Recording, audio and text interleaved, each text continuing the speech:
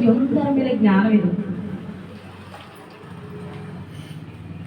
ಒಂದು ಹೊಲವನ್ನು ಯಾಕೆ ಕೊಂಡುಕೊಳ್ಬೇಕು ಅಂದರೆ ಮನುಷ್ಯ ವಿವರಣೆ ಮಾಡ್ತಾನೆ.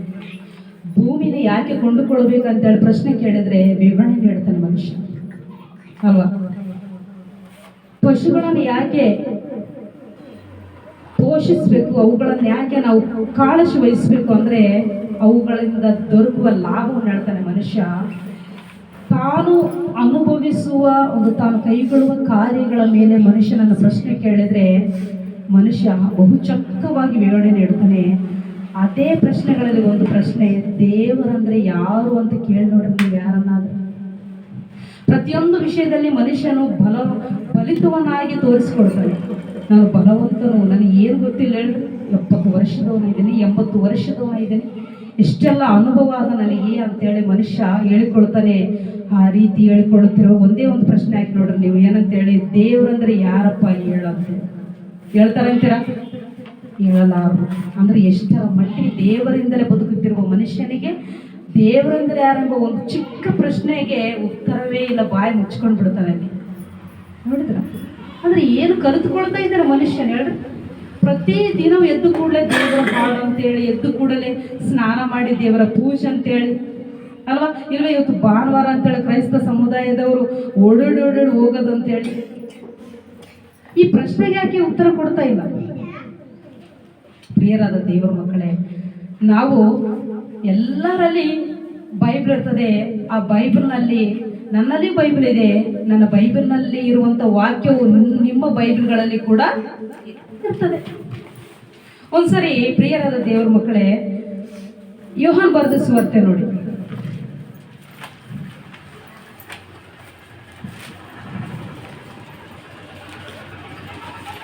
ಯೋಹಾನನು ಬರೆದ ಸುವಾರ್ತೆ 4ನೇ ಅಧ್ಯಾಯ 24ನೇ ವಚನ. 4ನೇ ಅಧ್ಯಾಯ 24ನೇ ವಚನ. ದೇವರು ಆತ್ಮಸ್ವರೂಪನು. ಜೋರಾಗಿ ಓದಬೇಕಪ್ಪ. ದೇವರು ಆತ್ಮಸ್ವರೂಪನು, ಆತನನ್ನು ಆರಾಧಿಸುವವರು ಸತ್ಯಕ್ಕೆ ತಕ್ಕ ಹಾಗೆ ಬಿಟ್ಟು ಹೋಗ್ಬೇಕು, ಕಂಟಿನ್ಯೂ ಆಗಿ ಹೋಗ್ಬಾರ್ದು ಹಂಗೆಲ್ಲ. ಆತನನ್ನು ಆರಾಧಿಸುವವರು ಆತ್ಮೀಯ ರೀತಿಯಲ್ಲಿ ಸತ್ಯಕ್ಕೆ ತಕ್ಕ ಹಾಗೆ ಆರಾಧಿಸಬೇಕು. ಮೊಟ್ಟ ಮೊದಲನೇದಾಗಿ ಮೊದಲನೇ ಒಂದು ಲೈನ್ ಕಾಣ್ತದೆ. ಆ ಲೈನ್ ನಲ್ಲಿ ಏನಂತಿದೆ? ದೇವರು ಆತ್ಮಸ್ವರೂಪನು. ದೇವರು ನಿನ್ನ ಕಣ್ಣಿಗೆ ಅಂದ್ರೆ ಈ ಶರೀರದ ಕಣ್ಣಿಗೆ ದೇವರು ಕಾಣುವುದಿಲ್ಲ ಅಂದ್ರೆ ಅರ್ಥ ಇಲ್ಲ ಅಂತ ಅರ್ಥ ಇಲ್ಲ. ದೇವರಿಗೆ ರೂಪವಿದೆ. ಆ ರೂಪ ನಿನಗಿರುವಂತ ಶರೀರ ರೂಪ ಅಲ್ಲ. ಯಾವ ರೂಪ? ಆತ್ಮಸ್ವರೂಪ, ಆತ್ಮರೂಪ. ಇವತ್ತು ಗಾಳಿಯನ್ನು ನೀನು ಅನುಭವಿಸಿದೆ, ಯಾವುದಿಲ್ಲ? ಮೂಗಿರೋದಕ್ಕೆ ಗಾಳಿ ಸವಾಯಿ ಅಲ್ವಾ? ಗಾಳಿ ಇದೆ ಅನ್ನೋದಕ್ಕೆ ಸಾಕ್ಷಿ ನಿನ್ನ ಮೂಗು. ಮತ್ತೆ ಗಾಳಿ ಇಲ್ಲ ಅಂತ ಹೇಳಬಲ್ಲೆವಾ? ಕಣ್ಣಿಗೆ ಕಾಣಲ್ಲ ಮತ್ತೆ ಗಾಳಿ. ಹಾಗೆಯೇ ಆತ್ಮ ಸ್ವರೂಪನಾದ ದೇವರು ನಿನಗೆ ಕಾಣುವುದಿಲ್ಲ, ನಿನಗೆ ಸೇವೆ ಮಾಡ್ತಾ ಇದ್ದಾನೆ. ಸೇವೆ ಮಾಡ್ತಾ ಇದ್ದಾನೆ ನಿನಗೆ. ನೀನು ಅಂದ್ಕೊಳ್ತಾ ಇದ್ದೀನಿ ನನ್ನ ಕೆಲಸ ನಾನೇ ಮಾಡಿಕೊಳ್ತಾ ಇದ್ದೀನಿ, ನನ್ನ ಕೆಲಸ ನಾನೇ ಮಾಡ್ಕೊಳ್ತಾ ಇದ್ದೀನಿ, ನಾನೇ ಬದುಕ್ತಾ ಇದ್ದೀನಿ ಅಂದುಕೊಳ್ತಾ ಇದ್ದೀನಿ. ಇಲ್ಲ ಪ್ರಿಯರಾದವರೇ, ದೇವರು ಸೇವೆ ಮಾಡ್ತಾ ಇದ್ದಾನೆ. ಸೂರ್ಯನನ್ನು ಎಳ್ಕೊಂಡು ಬಂದಿರೋದು ಯಾರು? ಕರ್ಕೊಂಡು ಬಂದಿದ್ದಂದ್ರೆ ದೇವರು. ಸಮಯವನ್ನು ಭೂಮಿಯನ್ನು ತಿರುಗಿಸ್ತಿರುವಂತ ಡ್ರೈವರ್ ಯಾರಂದ್ರೆ ದೇವರು. ಭೂಮಿ ತಿರುಗಿದ್ರೆ ಕಾಲಗಳು ಬರ್ತವೆ ಅಂತೇಳಿ ಗೊತ್ತು. ದೇವರು ಹೇಗಿದ್ದಾನಂತೆ? ಆತ್ಮ ರೂಪದಲ್ಲಿ ಇದ್ದಾನೆ ದೇವರು ಅಲ್ವಾ? ಆತ್ಮ ಸ್ವರೂಪನ ದೇವರು. ಮತ್ತೆ ದೇವರನ್ನು ಹೇಗೆ ಆರಾಧಿಸ್ಬೇಕಂತಾದ? ಆತ್ಮೀಯ ರೀತಿಯಲ್ಲಿ ಸತ್ಯಕ್ಕೆ ತಕ್ಕ ಹಾಗೆ. ಅಂದ್ರೆ ನಿನ್ನ ಮನಸ್ಫೂರ್ತಿಯಿಂದ, ನಿನ್ನ ಮನಸ್ಸು ಪ್ರೆಸೆಂಟ್ ಆಗಿಟ್ಟು ಸತ್ಯಾನುಸಾರವಾಗಿ ಆರಾಧಿಸ್ಬೇಕು ದೇವ್ರನ್ನ ಅಂತೀವಿ. ನೋಡಿದ್ರ ಪ್ರಿಯರಾದವರೇ? ಅಂದ್ರೆ ವಾಕ್ಯದಲ್ಲಿ ಬರೆದಿರುವ ಪ್ರಕಾರ ದೇವರನ್ನು ದೃಷ್ಟಿಸ್ಬೇಕಂತೆ. ವಾಕ್ಯದಲ್ಲಿ ಹೇಳಿರುವ ಪ್ರಕಾರ ದೇವರನ್ನು ಆಲೋಚಿಸ್ಬೇಕಂತೆ. ಸತ್ಯಕ್ಕೆ ತಕ್ಕ ಹಾಗೆ. ಸತ್ಯ ಅಂದ್ರೆ ಏನು? ಹೋದ ವಾರದಲ್ಲಿ ನಾವು ಕೇಳಿದ್ವಿ. ಸತ್ಯ ಅಂದ್ರೆ ಏನದಕ್ಕೆ ಡೆಫಿನೇಷನ್ ಅಂತ ಕೇಳಿದ್ವಿ. ಸತ್ಯ ಅಂದ್ರೆ ಏನು? ವಾಕ್ಯ. ವಾಕ್ಯ ಅಂದ್ರೆ ಏನು? ಯೇಸು ಕ್ರಿಸ್ತನು. ಅಂದ್ರೆ ಇವಾಗ ಯೇಸು ಕ್ರಿಸ್ತನು ನಮ್ಮ ಮಧ್ಯದಲ್ಲಿ ವಾಕ್ಯಗಳ ರೂಪದಲ್ಲಿದ್ದಾನೆ. ಬೈಬಲ್ ರೂಪದಲ್ಲಿದ್ದಾನೆ ಯೇಸು ಕ್ರಿಸ್ತನು, ವಾಕ್ಯಗಳ ರೂಪದಲ್ಲಿ. ಆ ವಾಕ್ಯಾನುಸಾರವಾಗಿ ದೇವರನ್ನು ತಿಳ್ಕೊಳ್ಬೇಕಂತೆ, ವಾಕ್ಯಾನುಸಾರವಾಗಿ ದೇವರನ್ನು ಆರಾಧಿಸ್ಬೇಕು. ಇವತ್ತು ಹೇಗೆ ಆರಾಧನೆ ಮಾಡ್ತಾ ಇದ್ದಾರೆ ಮನುಷ್ಯನ? ಒಂದ್ಸರಿ ಆಲೋಚನೆ ಮಾಡ್ರಿ ನೀವು. ದೇವ್ರ ಬೈಬಲ್ನಲ್ಲಿ ಏನಂತ ಹೇಳೋಣ? ದೇವರನ್ನು ಸತ್ಯಕ್ಕೆ ತಕ್ಕ ಹಾಗೆ ಆತ್ಮ ಏನಂತ ಹೇಳ್ತಿದ್ದಾನೆ? ಸತ್ಯಕ್ಕೆ ತಕ್ಕ ಹಾಗೆ ಆರಾಧಿಸಬೇಕು. ವಾಕ್ಯದಲ್ಲಿ ಬರೆದಿರುವ ಪ್ರಕಾರ ದೇವರನ್ನು ದೃಷ್ಟಿಸಿರಿ, ವಾಕ್ಯದಲ್ಲಿ ಬರೆದಿರುವ ಪ್ರಕಾರ ದೇವರನ್ನು ಆರಾಧಿಸಿರಿ, ವಾಕ್ಯದಲ್ಲಿ ಬರೆದಿರುವ ಪ್ರಕಾರವೇ ದೇವರನ್ನು ಪ್ರಕಟಿಸಿರಿ ಅಂತೇಳಿ ದೇವರು ಹೇಳಿದ್ರೆ, ಇವತ್ತು ಅನೇಕ ಮನುಷ್ಯರು ಹೇಗೆ ಆರಾಧನೆ ಮಾಡ್ತಿದ್ದಾರೆ ಹೇಳಿ. ಒಂದ್ಸರಿ ಆಲೋಚನೆ ಮಾಡಿದ್ರೆ ಅದರ ಪರವಾಗಿ ದೇವರು ಹೇಳಿದ್ದೇನು, ಕಣ್ಣು ಮುಂದೆ ಕಾಣ್ತಿರೋದು ಏನು? ಅಸಲದ ಆರಾಧನೆ ಏನ ಹೇಳಿ? ಬೈಬಲ್ನಲ್ಲಿ ಇರಲಾರದು ಆರಾಧನೆ ಆಗಬಹುದಾ ದೇವರ ದೃಷ್ಟಿಗೆ? ಆ ವಾಕ್ಯಕ್ಕೆ, ಬೈಬಲ್ನಲ್ಲಿ ಬರೆದಿರೋ ವಾಕ್ಯಕ್ಕೆ ಮ್ಯಾಚ್ ಆಗ್ತದೇನನ್ನ? ನೋ, ಮ್ಯಾಚ್ ಆಗೋದಿಲ್ಲ. ಅಂದ್ರೆ ಅವ್ರು ಕ್ರೈಸ್ತರಲ್ಲ, ಬೈಬಲಿಗೆ ಸಂಬಂಧಪಟ್ಟವರಲ್ಲ, ವೇಷಧಾರಿಗಳು. ನಿಮ್ಮನ್ನು ಮೋಸ ಮಾಡೋದಕ್ಕೆ ಆ ತೊಟ್ಟುಕೊಂಡಿರುವ ಬೈಬಲ್ ವೇಷ.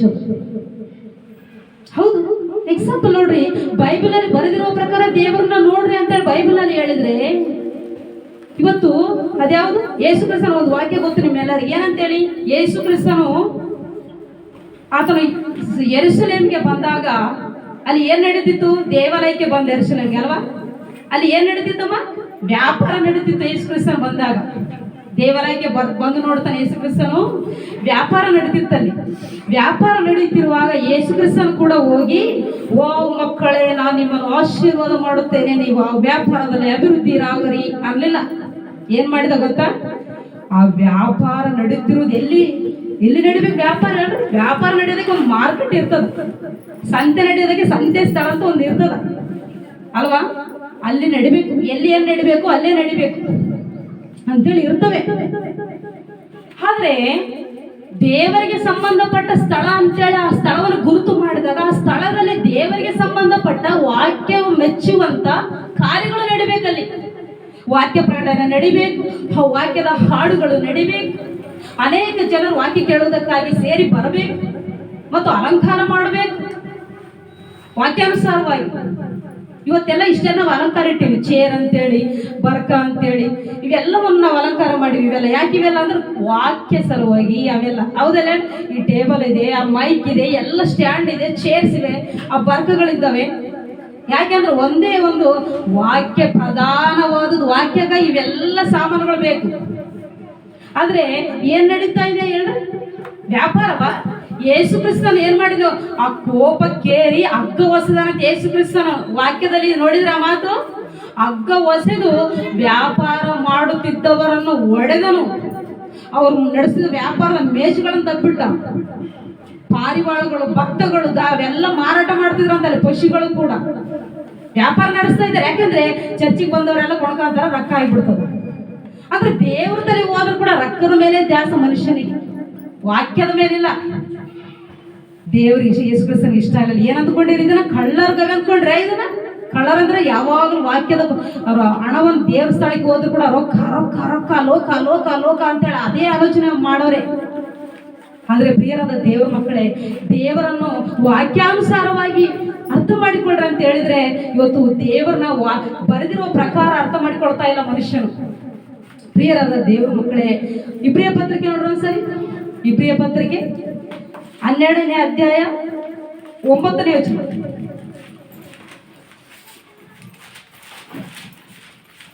ಪೌಲನ ಇಬ್ರಿಯರಿಗೆ ಬರೆದ ಪತ್ರಿಕೆ 12ನೇ ಅಧ್ಯಾಯ 9ನೇ ವಚನ.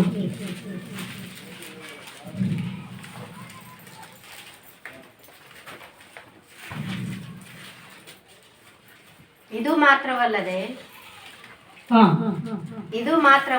ಇದು ಮಾತ್ರವಲ್ಲದೆ ನಮ್ಮನ್ನು ಶಿಕ್ಷಿಸಿದಂತ ಶರೀರ ಸಂಬಂಧವಾದ ತಂದೆಗಳನ್ನು ಸನ್ಮಾನಿಸಿದೆವಷ್ಟೇ.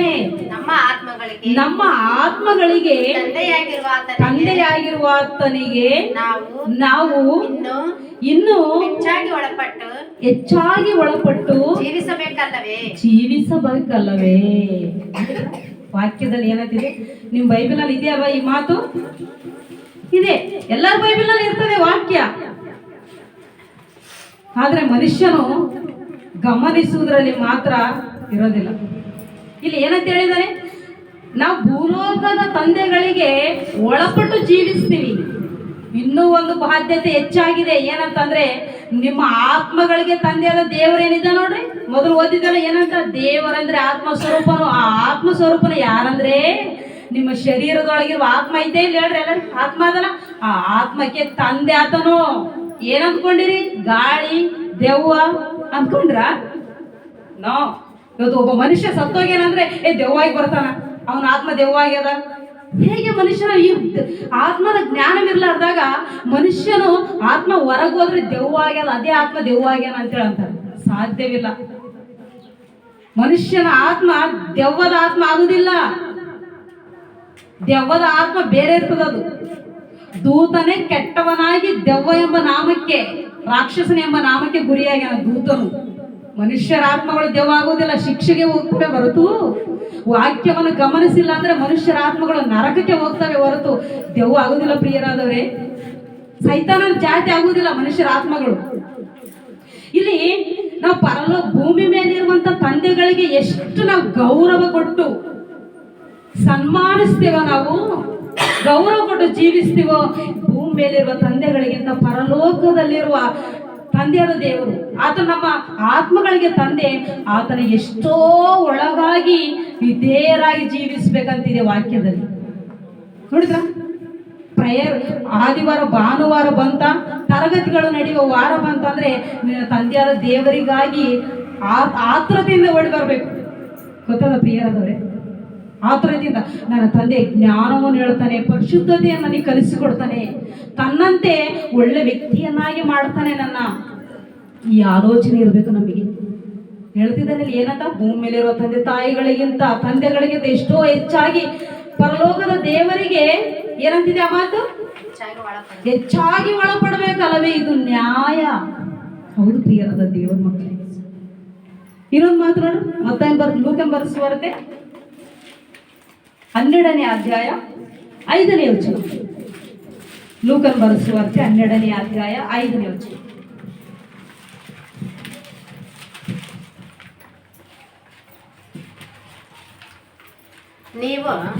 ನೀವು ಯಾರಿಗೆ ಎದರಬೇಕು ನಿಮಗೆ ತಿಳಿಸುತ್ತೇನೆ.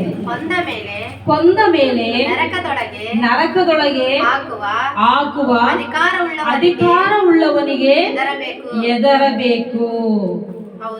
ಹೌದು, ಆತನಿಗೆ ಎದರಬೇಕೆಂದು ನಿಮಗೆ ಹೇಳುತ್ತೇನೆ. ಯೇಸು ಕ್ರಿಸ್ತನು ಹೇಳಿರೋದಿಲ್ಲ.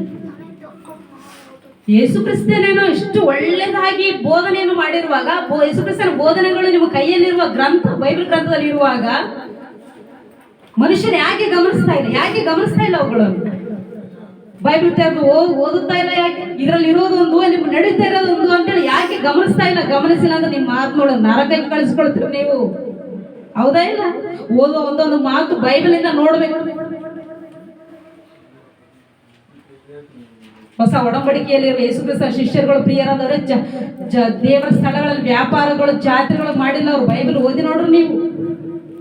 ಆ ರೀತಿಯಲ್ಲಿ ಇವಾಗ ಪ್ರಧಾನವಾದದ್ದು ಏನಂದ್ರೆ ವಾಕ್ಯದ ಕಾರ್ಯಕ್ರಮಗಳು.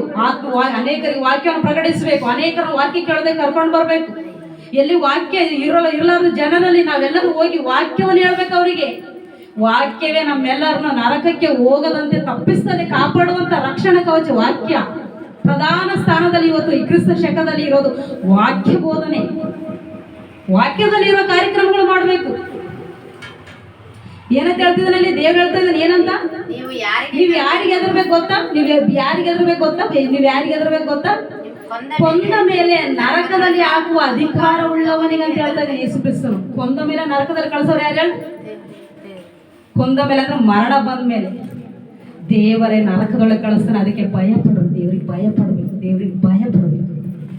ದೇವರಿಗೆ ನೀನು ಭಯ ಪಡುತ್ತಿ ಹೃದಯದಲ್ಲಿ ದೇವ್ರಿಗೆ ನೀನು ಭಯಪಟ್ರೆ ವಾಕ್ಯವನ್ನು ಇಷ್ಟಪಡ್ತಿದ್ದಿ. ವಾಕ್ಯದ ಕಡೆ ನಿನ್ನ ಮನಸ್ಸು ಆಕರ್ಷಿಸ್ತದ. ಹೋಗ್ಬೇಕಪ್ಪ, ಬೈಬಲ್ ಓದ್ಬೇಕು, ಬೈಬಲ್ ಓದ್ಬೇಕು, ಬೈಬಲ್ ಓದ್ಬೇಕು. ಎಲ್ಲಿ ವಾಕ್ಯ ಸರಿಯಾಗಿ ಪ್ರಕಟಣೆ ಆಗೋದಿಲ್ಲೋ ಅಲ್ಲಿಗೆ ಹೋದ್ರೆ ನಿನ್ನ ಆತ್ಮವನ್ನು ಮತ್ತೆ ನಿನ್ನ ನರಕಕ್ಕೆ ಕಳಿಸ್ಕೊಳ್ತಿದ್ದೆ. ನಿನ್ನ ಆತ್ಮವನ್ನು ಕಾಪಾಡಿಕೊಳ್ಳೋದಿಲ್ಲ. ಅದಕ್ಕಾಗಿ ಪ್ರಿಯರಾದ ದೇವರ ಮಕ್ಕಳೇ, ಪ್ರಿಯರಾದ ದೇವರ